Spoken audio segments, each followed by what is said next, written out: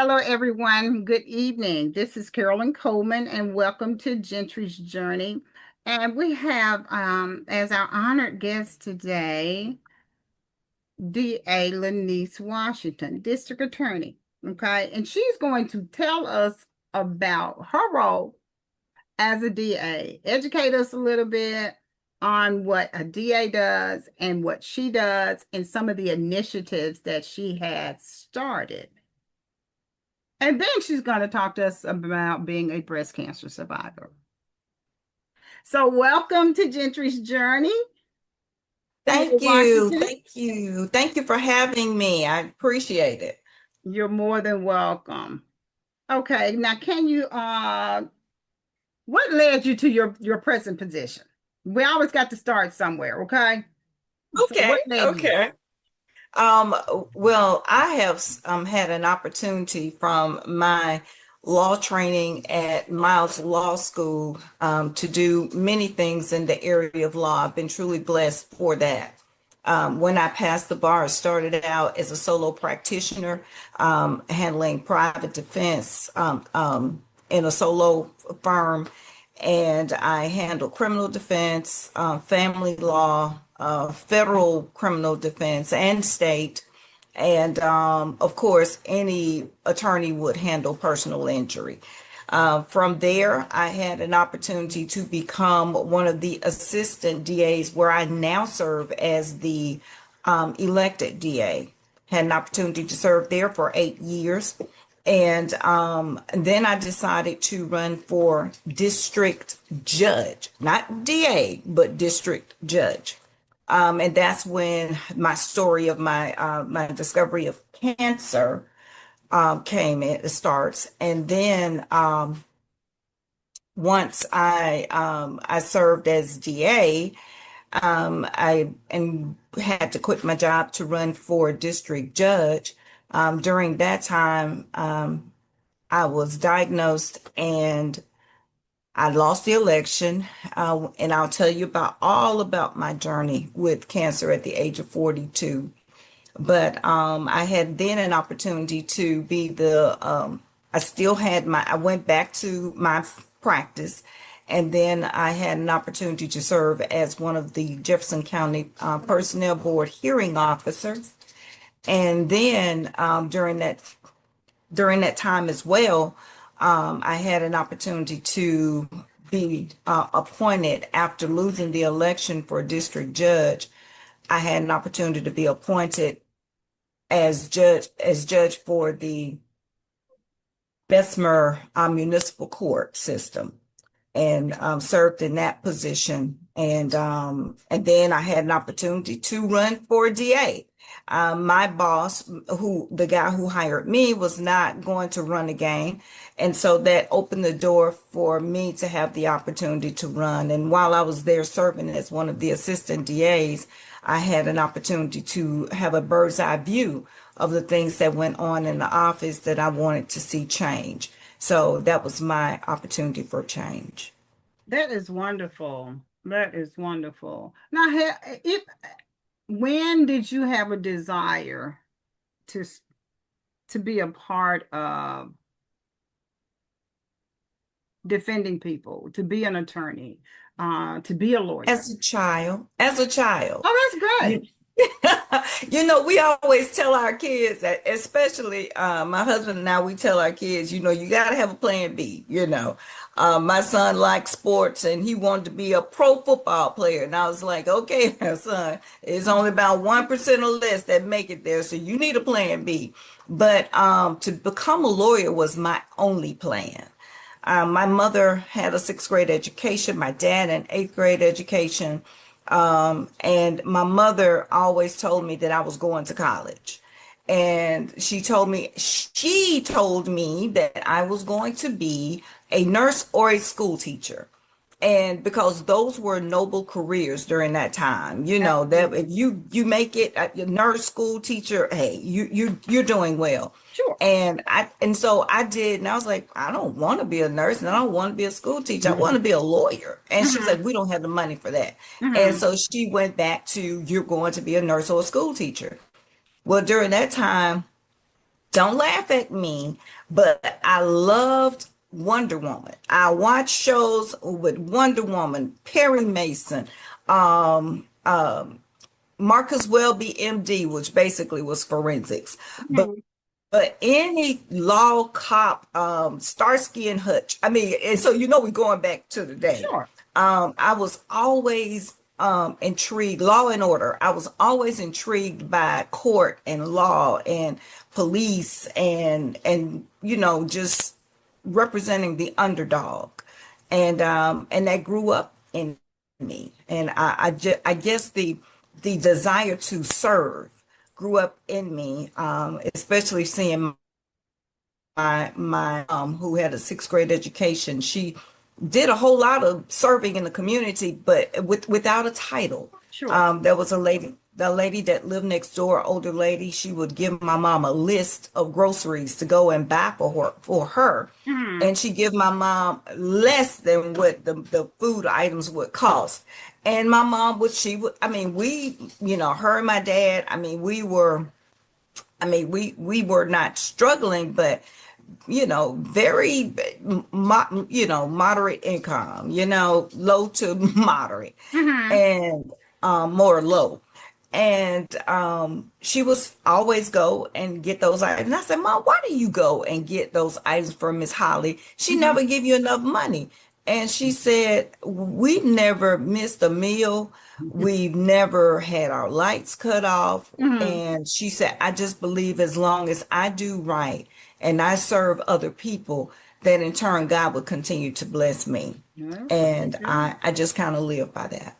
That's great because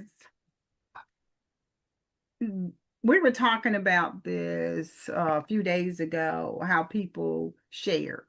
Neighbor knew Yes. neighbor. Neighbor was always, you could depend on a neighbor. I don't Yes. care.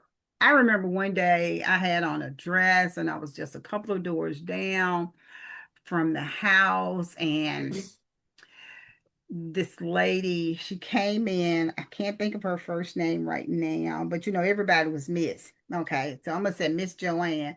She was just telling me how pretty I was, and she said, "Baby, you got all these ants on you." And she started brushing the ants off me. I'm surprised they haven't bit you. Where'd you get these ants from? And then I'm trying to think, me too. Where did they come from? But I'm just saying, people care for one another. And I Yes. just always think about her, and always nice, always cordial, always kind, always dressed well. But Hmm. everybody care for one another.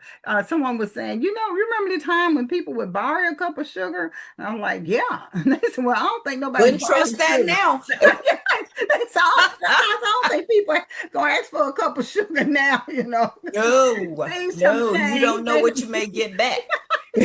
You don't. You really, really don't. But I look back and I just appreciate. I appreciate my childhood. I appreciate growing up. Oh, So, because that is your foundation, oh because yes. it's all of our foundation. Oh So, yes. it's good to have parents who set an example. Yeah, my mother, with her sixth grade education, she set such a high standard for me, because she couldn't tell me how to pronounce words. She couldn't even tell me how to enunciate words. She couldn't show me how to do a math problem. Hmm. But the words of wisdom that she would give me in those life lessons, and how she taught me discipline and structure, and she would always tell me, Nisi, you do your homework, do your homework. But she couldn't tell me how to do my homework. And the thing that hurt me the most, about my mom, is that I recall, it was her desire to want to know how to read, Hmm. and she could not read. And she could read like really simple words. Sure. But my dad, we come from, he was very traditional in that he worked. My mom mostly stayed home. She worked 3 days a week cleaning Hmm. houses, and he did not want her to go to school Hmm. because she cooked his breakfast and lunch, and when he got home his food was ready, and she was just that woman that did everything. Mm-hmm. And I think he felt intimidated by the fact that she may outgrow him. Mm. And he gave her, excuse my expression, but he gave her hell Mm-hmm. about going to school. But she ended up going. He eventually gave in and said, okay, you'll go, but just make sure you have my food ready. And she went to Uh-huh. going elementary. It was adult education, Mm-hmm. and but he gave her such a hard time that even then she did not complete it. So that's one thing that sticks in my mind, that my mom, and I actually saw her cry one time because she wanted to be able to read proficiently and she couldn't. And I get that when you have something that you desire to do, Hmm.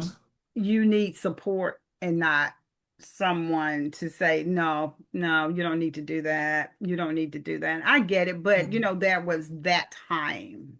Uh, That was that time. that was That was that that time. time. Uh-huh. My mom was a stay-at-home mom. Mhm. The people around us were basically stay-at-home moms and the men worked. So I get Yes. that. I get that. Yeah. And But because, she couldn't work full time, we basically we lived very meagerly, mhm, really. Because the job, I mean, with an eighth grade education, you're not going to get the highest paying job. true. But we had meager. I come from meager beginnings, but I thank God for how He's shown me where I come from, and He taught me along the way of, if you treat people right. My mom used to always say, "Do right, and right will follow you," and I live by that mantra. So do I. I think that was just part of that growing up, the way that people showed up for each other. You treat people Hmm. right, it'll come back. Or, even if it doesn't, you did your part. Yes. Yes. So she did get a chance to see me graduate from law school. That's great. She did get a chance to see me have my first home built when I went to the DA's office. Hmm. At that time, my first husband, and I had divorced, and I was living with my mom, me and my son, in East Thomas. And so her health, I was concerned about her health. And so I talked her into moving in with me. And so I built my first house, Hmm. and she was proud of that. And she lived with me. And she actually, we moved in this house January of 2004, and she passed away September of 2004 in this house. Hmm.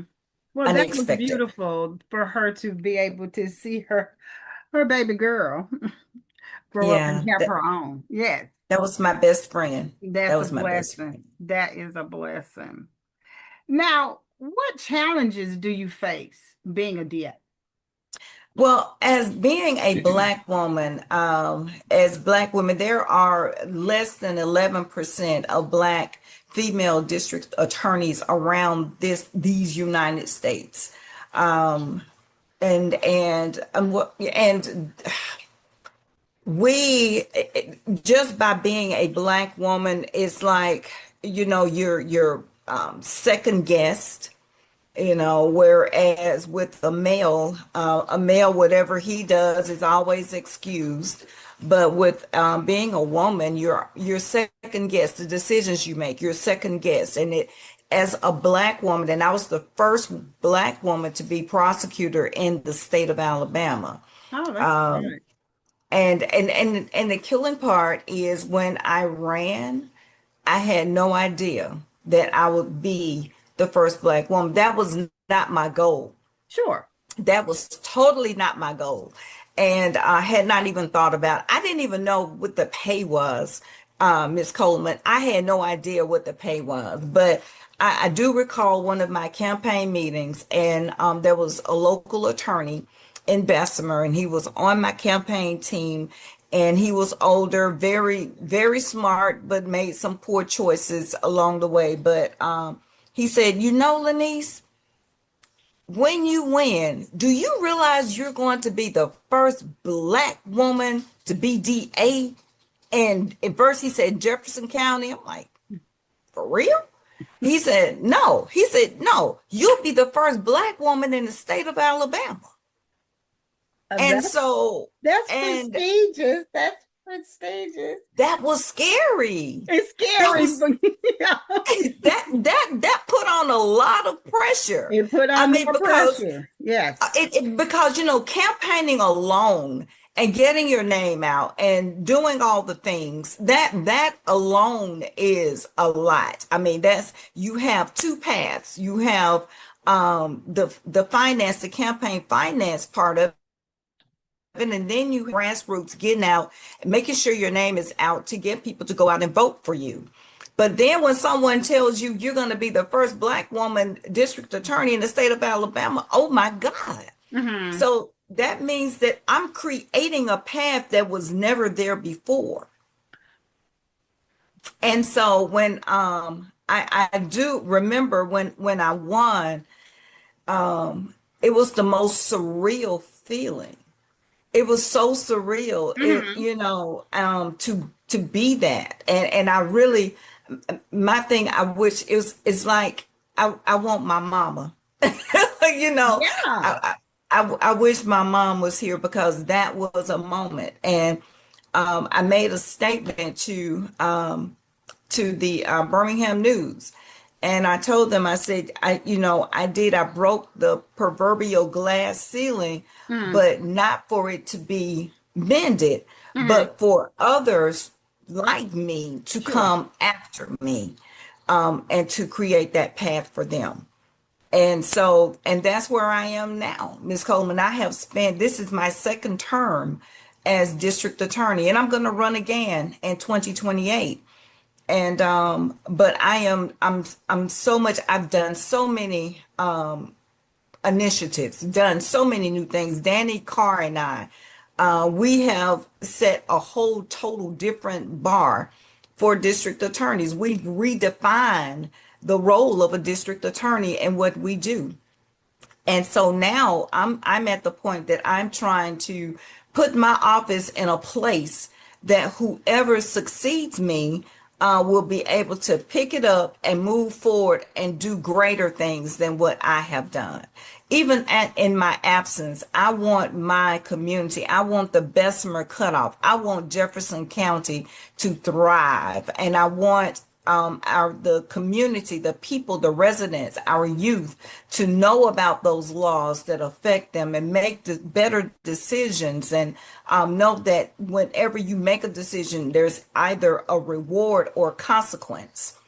And I spend a lot of time at different schools telling my students that, and my babies, because they're all my babies. Sure. And I tell them, never give anybody your power, your choice, and your decision.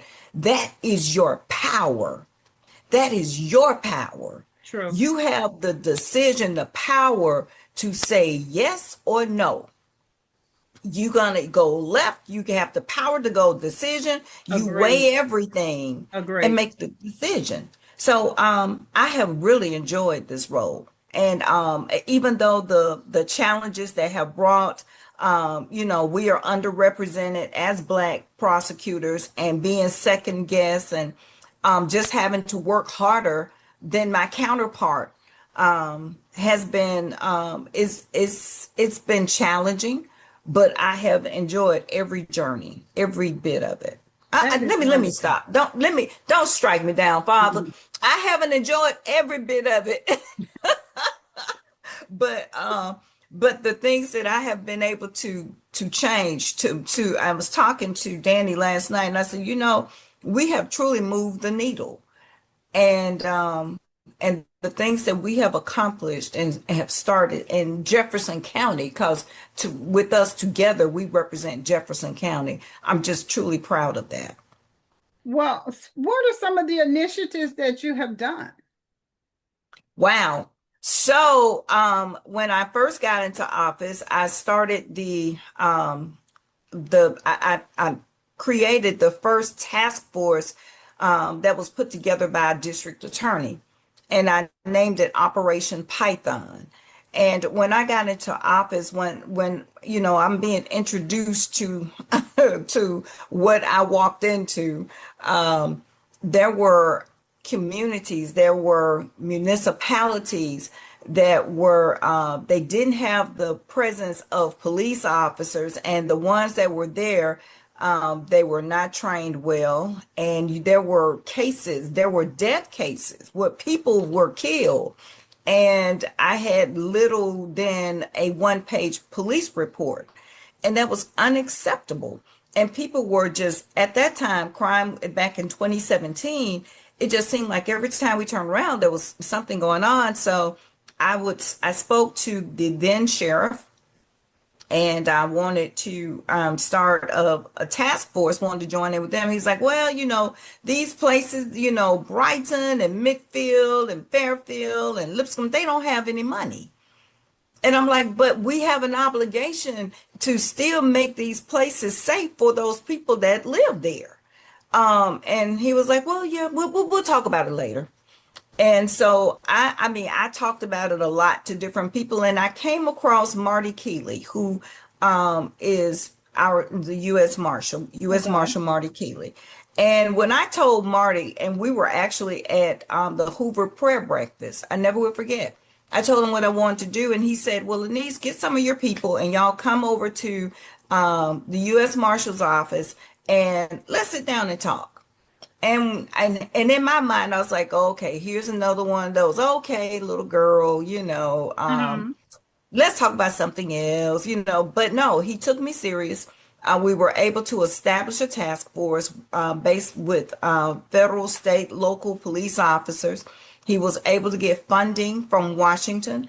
And in 2017, I started Operation Python, and during that first time, I'm looking for my numbers. We had 126 arrests in 3 months, and that was in 2017. And we cleared like $163,000 of illegal drug money. We cleared 212 warrant arrests, and collected 32 guns and a number of street value drugs. And there were pictures. It was a big article. I did it again in 2021, Operation Python again. And it was always a 3 month operation. And in 2021, there were 156 arrests and 47 guns seized, and drugs and cash were seized also. And that was Operation Python. And then in 2017, when I first started, I began for National Crime Victims' Rights Week. I started the candlelight vigil where we would recognize those who were killed in gun violence, whose lives were taken in gun violence, and those survivors of domestic violence. So we would recognize those whose lives were taken. I would have a speaker there to empower those families, because regardless as to what reputation a person had in the community, they left a mom, a dad, a child, a Agreed. sister, a brother, and Yes. they loved them. True. Very So, true. my thing was to empower that family and give them information. And the thing that I don't know how I started this, Miss Coleman, but I got a bail from the Bessemer Fire Department, and we do this every year, and that's in April. And we named all of those individuals who lives were taken by some form of violence, gun violence, or those type nature. And we call their names, and when we call their names, the family would stand, and we told the bell, Okay. and you could hear a pin drop. And so I've been doing that consistently since 2017. There's a candlelight vigil. I started the first conviction integrity unit in the state of Alabama. Did that in 2019. Started that with cases that have come out of the Bessemer cutoff. Because my staff is limited, I'm only limited to those cases of violence such as murder, rape, And we have an application where people can um, put in, submit their request, and my team looks at it and we determine whether it falls within the criteria, and we review those cases. Now, we're not talking about cases that happened last year, because and everything is still in this appeals process, but this is an extrajudicial process where we look at those cases that people said, I did not do this. I am asserting absolute innocence. And those are the cases that we look at. Jails take priority. Those people in prison, they take priority. And it was not well received by a lot of the law enforcement community, because they say, "Oh, you're trying to put give the police officers a black eye and say we did something wrong." But technology has advanced in DNA and rape cases and DNA. Also, we know more about eyewitness testimony. So it's not about making someone look bad, but it's to correct a wrong and to establish best practice going forward.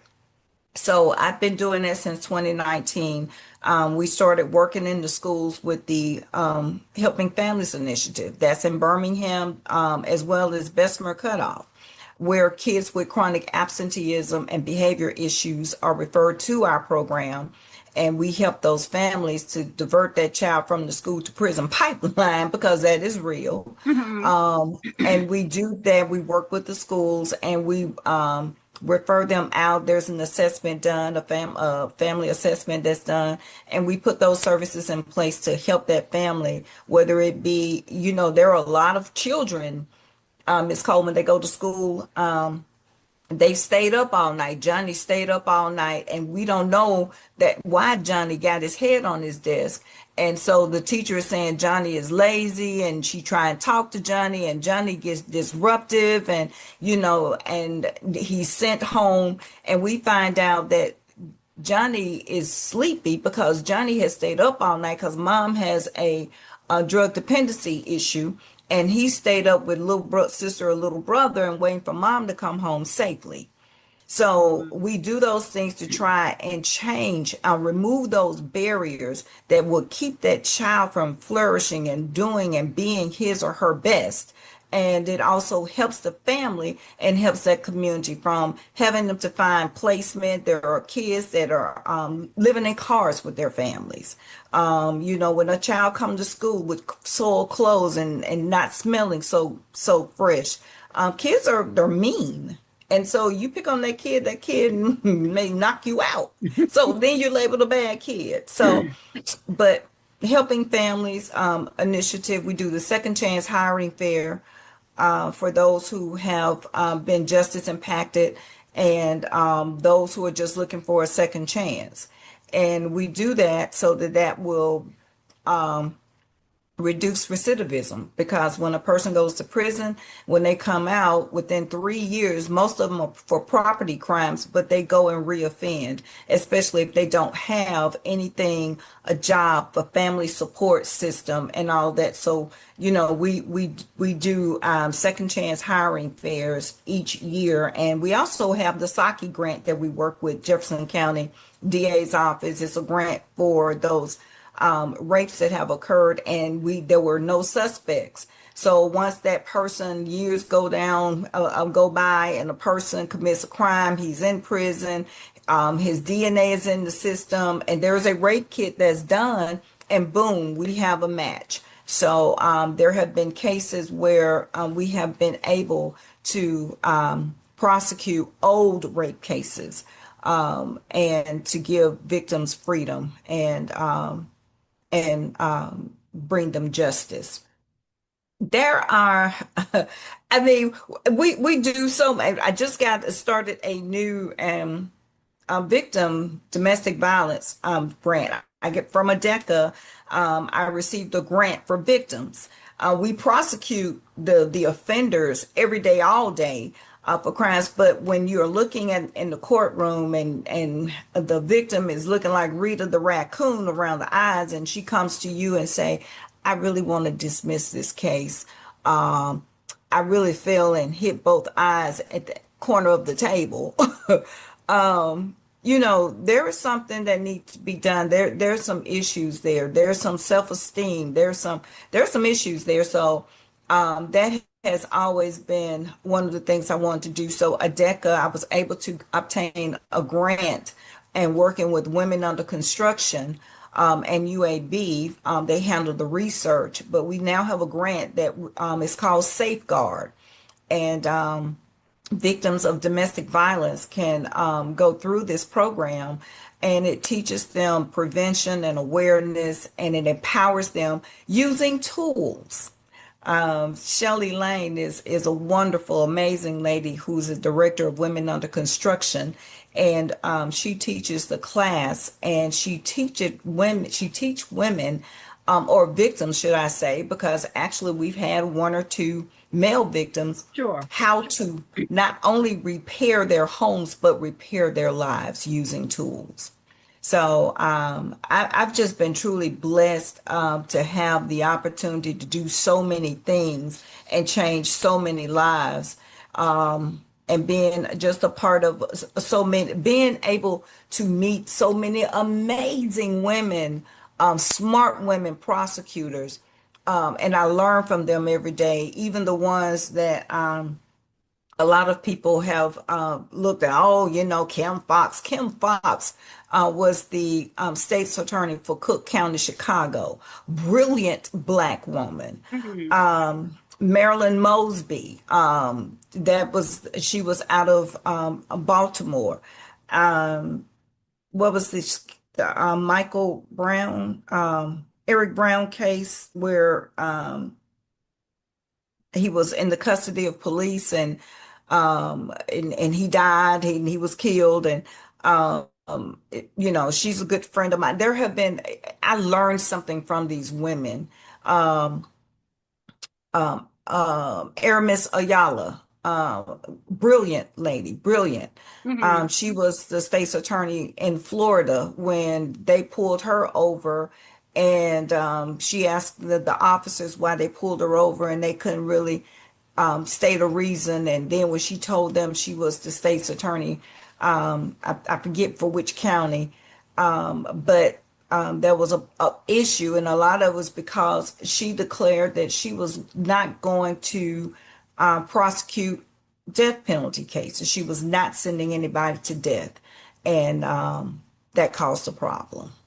So I've learned a lot from these women, and we share a bond because the challenges that we have are not like other people. And every one of these women have a story, their lives of how they got to be where they are, or where they were in some cases. And I've just truly been blessed to be in this position and to change lives, not only on a local in Jefferson County, Bessemer Cutoff, Hmm. but also in to be able to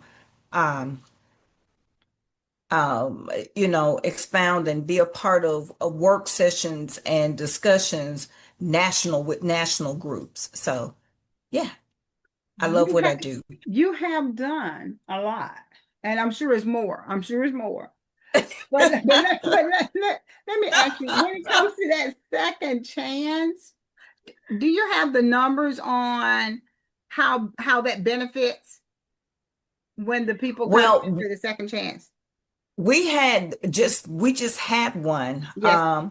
Yeah, and there were over 1,200 people who came this past time. I know it had to be. Well, I'll just say over 1,000 because I've not had a chance to really examine everything since Thursday. Okay. But one employer alone, which is U.S. Pipe, employed 22 people. Oh, that's They great. on the spot, That's on great. the spot. Hmm. And then you have other employers that hired. The last one we had was in June, and every time someone was hired, the bell was rang. SK Employment Services, they were dynamic. They had been a partner with me since I started, and they were very instrumental in helping people get jobs. So, and then we had resources there, voter registration, voter restoration, those who thought that they lost their voting rights for possession of marijuana charge, and lo and behold, you never lost your voting rights. And information about child care, loss in state, information, education, personal finance. So it is a very well-rounded event. And in fact, next year, I've spoken with US Pipe, and we're going to begin doing a career readiness and career development, teaching people etiquette of interviewing and True, what's true. proper Yes, to wear yes. and all of that. So, yeah. Hmm. That's great. That is wonderful. Now, just going back just a little bit when you were talking about kids in school and being sleepy, not attentive. Mhm. And it just broke my heart to realize that these kids have so much pressure on them to Yes. be not only the big brother or sister, but they're really co-parenting. Yes. And then they're Yes. parenting their parent. Absolutely. So that Absolutely. is a lot of pressure, That's a lot of pressure. it's a lot of pressure on a kid. It's a lot of pressure. And when a child is hungry, Yes. we expect for this child, that's hungry. We don't know that he or she has not had a meal since they had lunch at school the day Hmm. before. But we're expecting that child to perform and do well, and the child have all the abilities to be top student, but there are barriers, family barriers that keep Yeah. that child from excelling. And even with, we have a lot of homeless, when you got a child that, mom and dad, or mom and siblings, they live at aunt's house this week, grandmama house next week, friend's house next month. That's homelessness. You That's know, homelessness. I did not realize that until someone told me that maybe a year or so ago. And Hmm. like anytime you don't have a steady place to go, and Hmm. really, I thought when you moved into like a hotel, like you have a house fire. I thought when Yes. you moved into a hotel that was okay. It's no, that's still determined to be homeless. I was like, whoa. I just, it's what we don't know. It's a Oh, lot of it's things what we out here. don't know. What we don't know, we just take for Hmm. granted they have a roof over their head and they're okay. But did not realize that was termed homelessness because Oh, it yeah. bothered me even the more. Oh, yes. That's Oh, and I forgot my gun buyback program. I forgot about that too. We do a gun Okay, buyback great. program. And that, of course, a lot of people, oh, you're trying to take away people gun rights. No, but around the summertime, we do it around the summertime, right before school is let out or so, because a lot of kids are staying with grandma, or a lot of kids are at home by themselves. So this is an opportunity to get rid of those weapons, because you can't restore a life. No, Once that life is gone, that's it. And then you're saying, oh, I wish I would have moved that gun. I wish I never had it in the house. Oh, so, but it's too late. So we've done well with the gun buyback program. You turn in your gun and we give you gift cards in exchange. that's great. And a gun lock. If you have other guns at home, we give you a gun lock and we give you information about gun safety. So that's another initiative that I have that I'm very proud of. As you should be. Yes, All of ma'am. your initiatives really are helping the public. They have an opportunity to turn things around, to find their way, so to speak. Um, that's just beautiful. I'm just really impressed. I just wanted to know those numbers on that second chance because I, I as far as often the wonder hiring, how successful that is. it's very, well, That's if true. one person gets a job, That's true. that's successful. And that's But true. when one company hires 22 people Mhm. during one day, that changes lives. That increase the revenue in our community, that diverts shrinkage from people stealing and causing shrinkage and causing prices to go up, and we have to pay because True. of that. It means Absolutely. that somebody is safe from a person breaking into their business and taking, those things that they use to sell, or to transactions that are made to sell things, items, because they need money, and so they don't work, and so the only way they know is to take, because they don't have an education, they don't have a job, and a lot of them don't have family support because they have drug problems. One person a Absolutely. life It change. it starts with one. It It starts with one. starts with one. We want many in that net. Oh yeah, we When I want throw more. out that net, I want a lot, but if Yeah. I get one, I'm satisfied. But That is so true. I guess with my experience as a breast cancer survivor, it also put a different perspective on life. And I could see where that would me being a nurse, Hmm. the slightest thing, a lot of people come in with just a little pain, a little this, a little that, and it turns into something bigger. And they're like, I had no idea. I had no idea. And I was like, but we know now. So we know what we're working with. The surgeon's going to come in and talk to you, and we'll go from there. And they were like, I had no idea. And the family's the same way. I had no idea. He was just laying around, but I know it's not like him to lay around, but. Then he didn't want to move at all. So we were like, "Oh, you're going to the hospital," and Yes, yes. they have to have sometimes a tumor removed or their blood sugar is all, but they weren't paying true attention to their bodies. So Right. yes, that little thing can turn into a big thing. Um, Well, mine was discovered during the time that I was running for district judge, and I had to resign my job at the DA's office to run.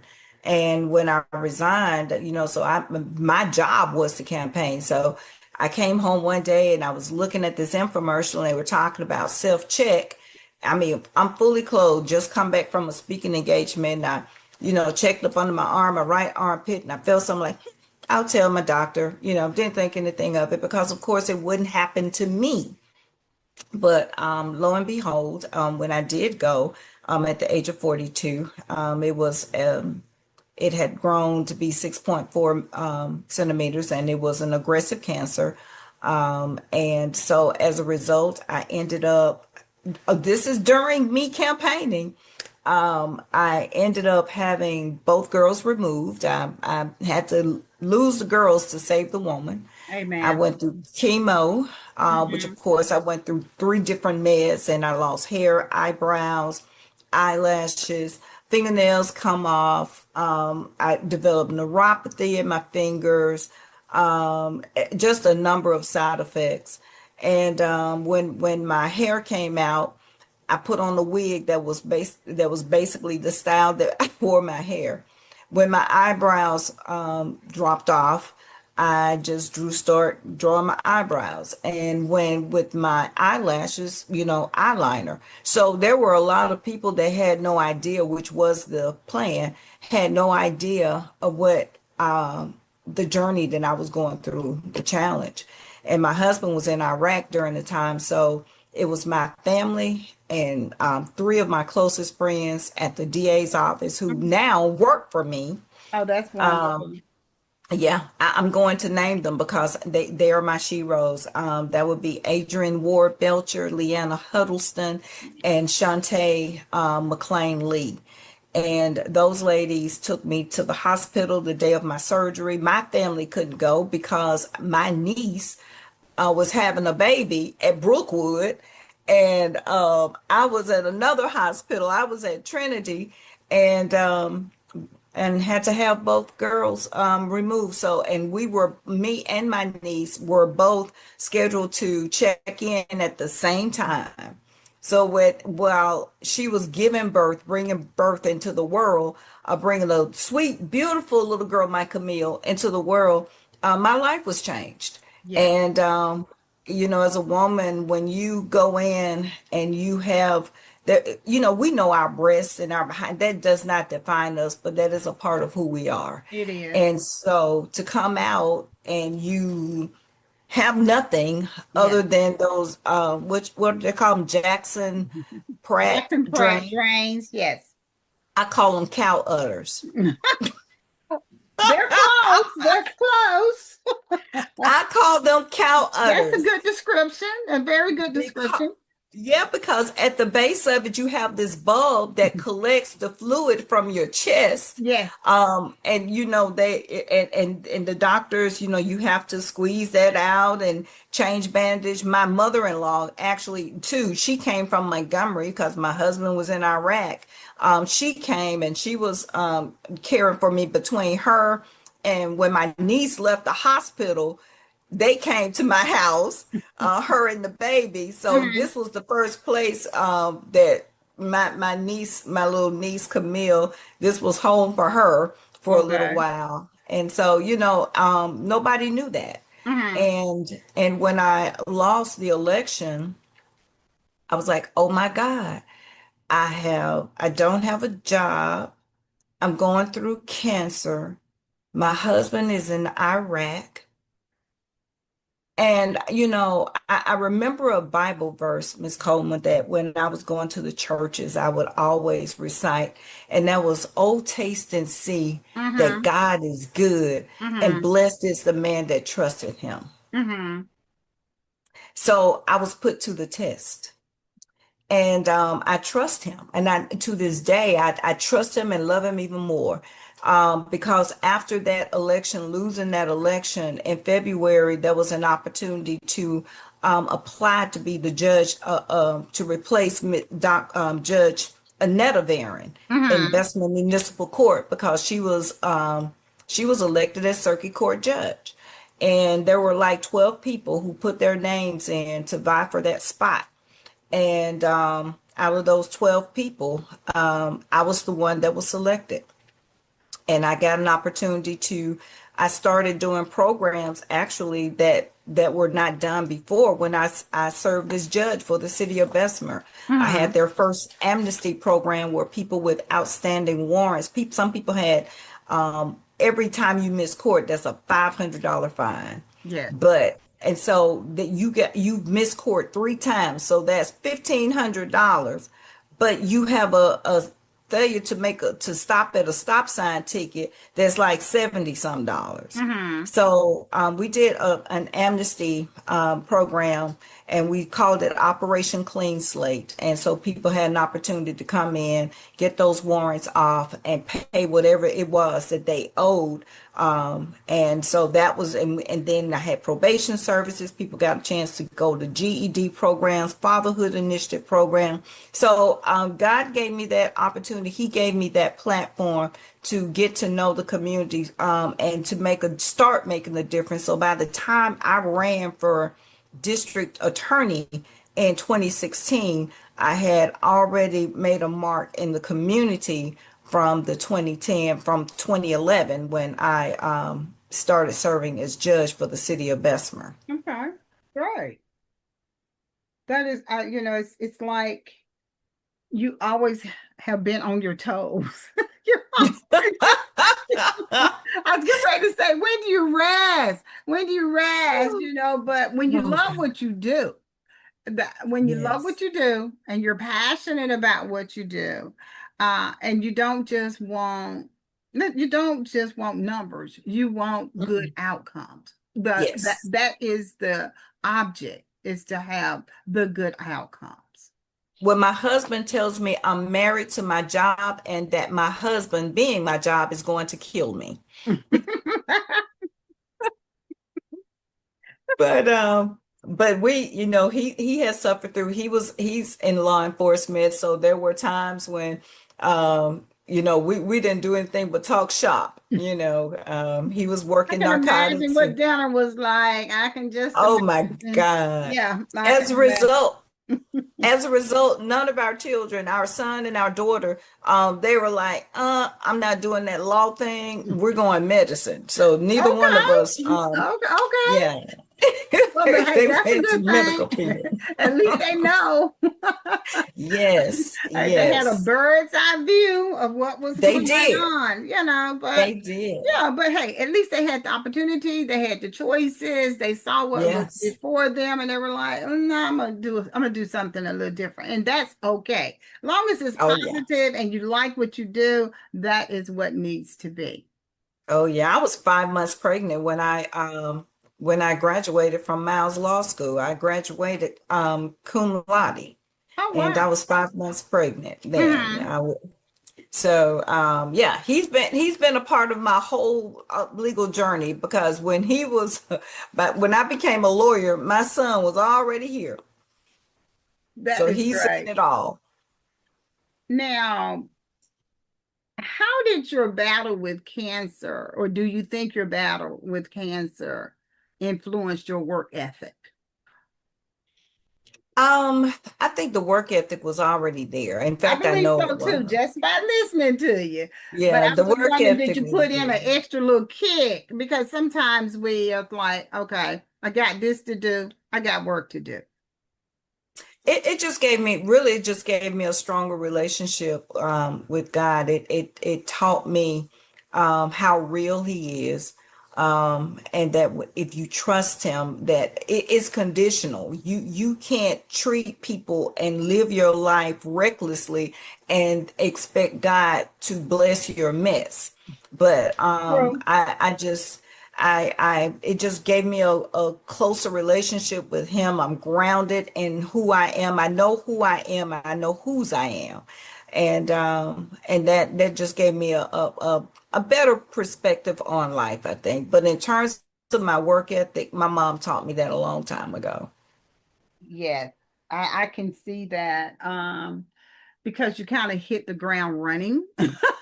You kind of hit the ground running and you haven't slowed up. And that's a beautiful thing. No. And this is no take on the era of politics or the venue of whatever. But once you have a passion for what you do and Mhm. whatever it is, you're usually going to give it your best. I have noticed that in people. You take pride in what you do, and along with that comes your name, and you don't Yes. want to mess up your name. Don't want to do that. You don't want to do it. You No. want people, and everybody, you're not gonna please everybody. Let's not No. go there, but at least you'll know in your heart, like you say, when you didn't, but I will say this. I know I say this a lot of time. When I come home and I know I've done the best that I can do, Mhm. then that's Mhm. all I can do. And that all you Yes. can do is start fresh the next day That's because it. you have given it. And I always treat my patients as I would want to be treated. Now you I you truly got some believe that. knuckleheads coming in now. They're coming Oh yeah. in, but Oh yeah. well, once they see who you are and that you have Hmm. their Hmm. best interests at heart, 9 times out of 10, they're gonna go along with the game plan. And that's Yes. all you can ask from people. Oh Now, yes. DA Washington. A kind answer turns away wrath. And it does. It really, really does. Because they don't know how to respond. And you can tell that by the look on their face when you come back with, all right, hon. And hon, hon, Yeah. no, they wanted Yeah. to say something crazy to you. Hmm. But people are people. As a Yes. friend of mine would say, we are more alike than we are different.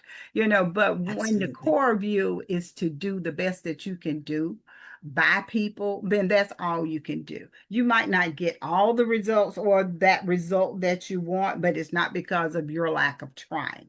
And that's what I Right. tell people. It wasn't because I didn't try, I gave it my all. Yes. Now, you have given us so much information about you, and you have done such good work in Thank the you. period of Thank you. time that Thank you you. have been there. It is just so amazing. I am so much more honored to know you. Um, Now Who you're an amazing lady yourself, Miss Coleman. So I'm honored to know and to be around amazing people. God has truly, put people like yourself. That you truly care about people in your profession, and a lot of times your presence speak more than your words. So thank you for being who you are. and that is what I try to do. I try to come in as authentic as of me as I can, no matter Yes. where, no matter what.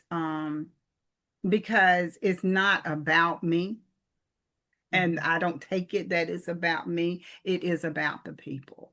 And Yes. that's what I want. You can't win them all, but you can win That's some, true. you know. That's true. So, in closing, Yes, who do you say DA Lynniece O. Washington is? ma'am. I am a person that love God and I love people. I stand on principles of doing right, of treating people right, and always to try to make a positive difference. My goal is when I leave this world is to leave a legacy, a rich legacy of being able to help people. Those things that I've done, so that my living is not in vain. So, Amen. Amen. um, and it's funny because people they think that I am working so hard because I have my goal set for something else. This is all I want to do. Mm-hmm. I have no higher goal that to be than DA. I don't want to run for attorney general. I don't want to run for a Senate seat or a representative, House of Representative. This is what I love, and this is who I am, and this is where I'm home. And that is beautiful in and of itself. And there are people who are climbers, that they check off where they're going to go to next, and that's fine too, That's but fine. once you know who you are and what you really want to do, be good in that. And if the opportunity presents itself, and it's your time, then do that, Yes, but make sure you're making, that you're leaving that footprint yes. so that people can see. Well, I tell you, it has been absolutely wonderful having you on Gentry's Journey. Thank you so much. Thank Thank you. you Thank you so for much. having me. I've I am truly just, enjoyed this. I have as well. I'm like, did I really know her? Because she telling me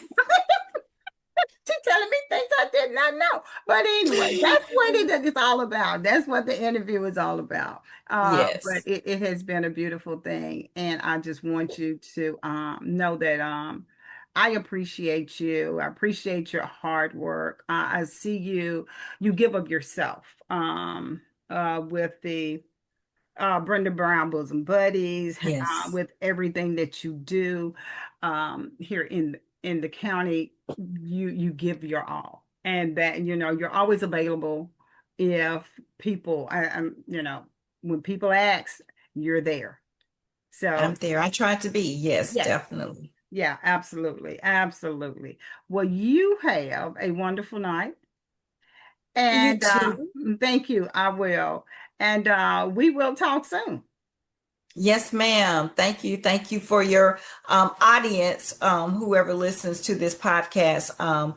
Hopefully, it will give you a broader and more defined view of who I am. And thank you again for the opportunity to be on Gentry's Journey, Miss Coleman.